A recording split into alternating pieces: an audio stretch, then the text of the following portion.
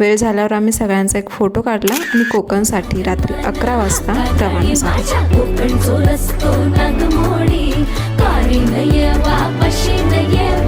बसमध्ये आम्ही फक्त 35-40 लोक होतो. कोणी ग्रुपमध्ये आलेलं, कोणी कपल आलेलं, कोणीतरी सिंगल आलेलं आणि कोणी असंच रोजच्या लाईफमधून थोडीशी वेगळी म्हणून.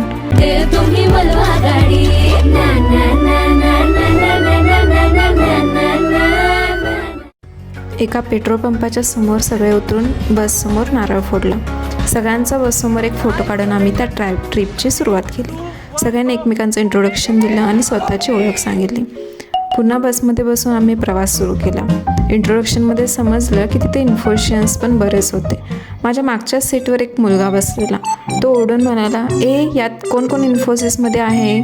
मी मागे बघून इशारा केला, पण त्याच्या विचारण्यातून असं वाटत होतं की इन्फोसिसमध्ये आहे. आता कसं वाटते?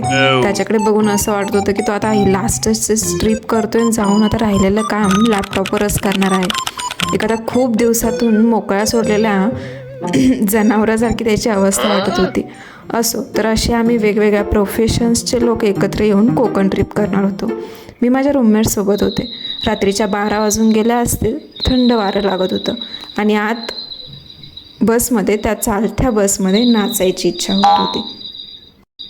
काय हे समजत नाही, चालत्या बसमध्ये सॉंग्स लावून पाय ठेवायला जागा नसते तरी थिरकण्यात काय मजा येत असते लोकांना काय माहीत.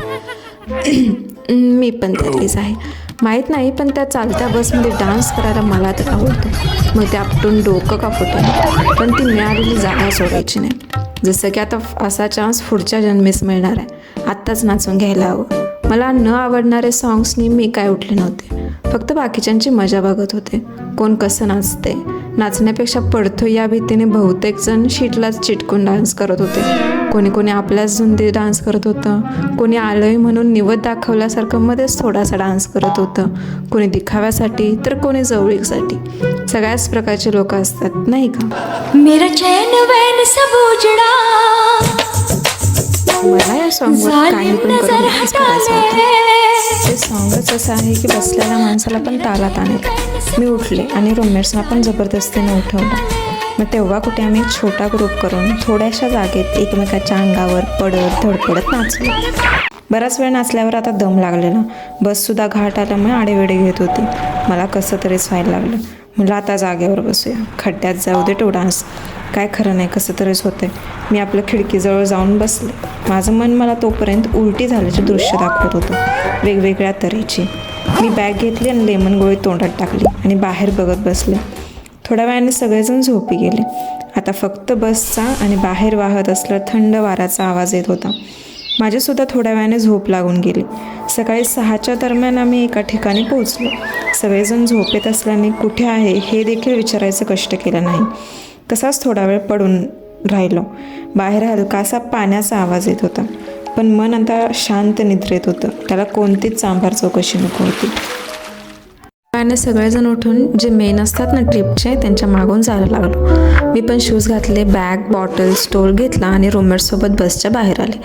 अजून तसा अंधारच होता. बाहेर चालत चालत एका घरासमोर अंगण होतं, जिथे टेबल खुर्च्या ठेवल्या होत्या. तिथे थांबलो.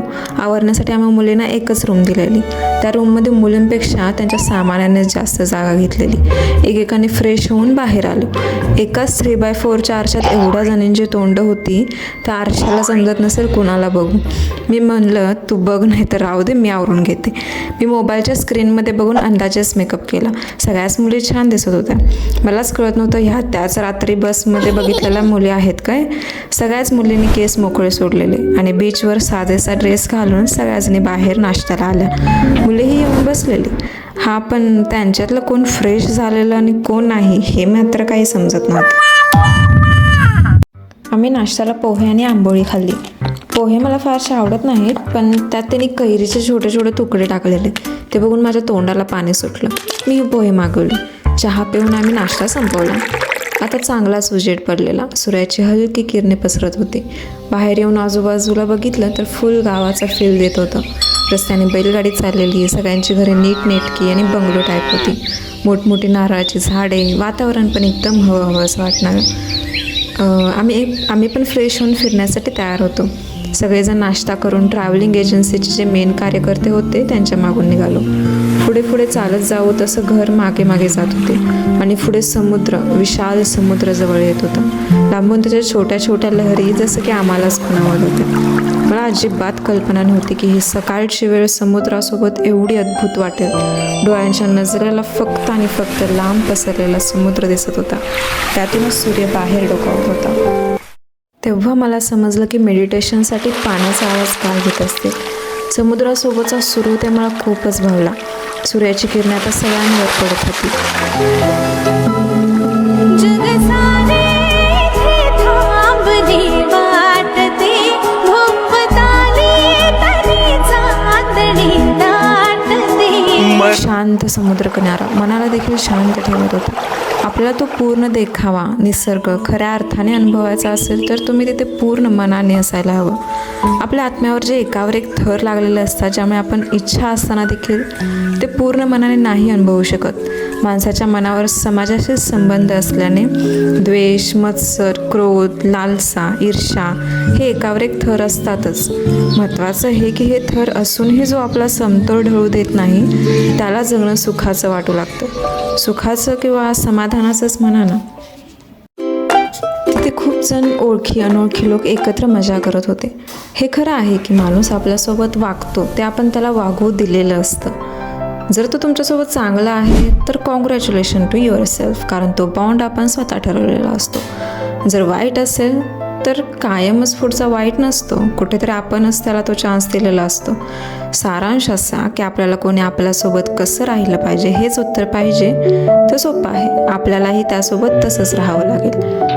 मला एकदा माझ्या कॉलेजमधील मित्राने बोलण्यातूनच एक खूप छान संदेश दिलेला. सिमरन, माणसाने ना कोणतंच नातं स्वार्थासाठी करू नये. ते कोणतंही असो, भले तो माणूस फक्त 2 मिनिटासाठी का असेना, पण त्या नात्यात कोणता स्वार्थ नसावा. आणि महत्त्वाचं हे की तो फक्त बोलतच नव्हता तर त्याच्या वागणुकीतून ते कायमच दिसत आलेलं. कुठून शिकलास रे एवढं तू सगळं? मला त्याचं खूप कौतुक वाटत होतं. मग कोल्हापूरची माणसं असतातच तशी त्याने कोल्हापूरचं नाव पुढं आणलं. ऋषिकेश पाटील. मला हे नाव सांगायला नक्कीच आवडेल. आपण जरा जास्तच भावनिक तिकडे गेलो का? असू दे, कधी कधी ह्या गोष्टी बोलणं, ऐकवणं आणि वाचणं सुद्धा महत्त्वाचं असतं. तर तिथे बीचवर आम्ही अनोळखी लोकांसोबत नाना प्रकारचे खेळ खेळलो. रस्सीखेच, शिवाशिवणी, लंगडी डाव, बरंच काही. यातून आमच्या खूप जणांसोबत ओळखी झाल्या. मी म्हणलं ना, प्रत्येकजणच निस्वार्थीपणाने ओळख नाही करत. आता ते ओळखून निर्णय आणि धाडस आपणच करायला हवं. हो, पण लोक निस्वार्थीपणानेही ओळख करतात का माहीत का? पण ती ओळख एक वेगळं समाधान आणि आनंद देऊन जाते. त्या समाधानाचा आपल्याला वेगवेगळ्या ठिकाणी उपयोग होऊ शकतो. पद्मश्री पुरस्कार विजेते अशोकजी म्हणतात, माझा ऐका, जरा अनोळखी रस्त्यानं भटका. अनोळखी चेहरे ओळखीचे करा. अनोळखी आवाज, अनोळखी गंध, अनोळखी दृश्य, अनोळखी जगणी, अनोळखी माणसं सगळी ओळखीची करा. आणि असं कराल ना तर कमीत कमी 5 वर्षांनी तुमचं आयुष्य वाढेल.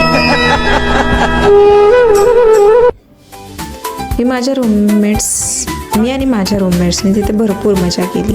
फोटोज, व्हिडिओज, रील्स, लाटाना शिवून माघारी येणे, असं काही खेळ खेळून आता आम्हाला चांगलंच गरम होत होतं. कारण की सगळेजण एवढा वेळ बीचवर होतो, कुठे वेळ गेला समजलंच नाही. आणि मी मन भरून समुद्र बघितल्यावर माघारी आलो.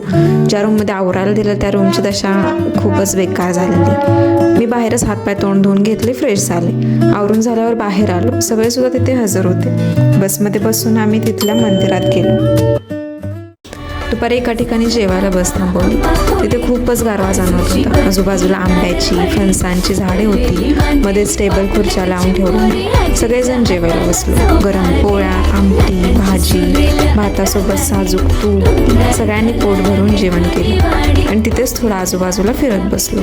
त्या झाडाखाली खूप बरं वाटत होतं. जेवणही झालेलं, सावली पण होती. आता एक डुलकी माराव्याचा विचार चाललेला मनात, पण ह्या ट्रिपवाल्याने तो काय होऊन दिला नाही. सगळेजण पुन्हा बसमध्ये बसलो. आमचा परतीचा प्रवास सुरू झाला. येता येता सनसेट बघायला एका बीचवर थांबवलं. तिथे सगळ्यांचा एक फोटो काढून आम्ही नंतर बसमध्ये बसलो. पण काही म्हणा, त्या कोकणचा सनराईज बघायलाच मला जास्त आवडला. कोकणची गर्द झाडी, फणसाच्या कापा, आंबापोळी, काजूची बर्फी, नारळवडी, टुमदार घरे आणि विशाल समुद्रातून उगवलेला सूर्य. माहेरला जाते हो नाखवा, होईच्या घोवाला कोकण दाखवा.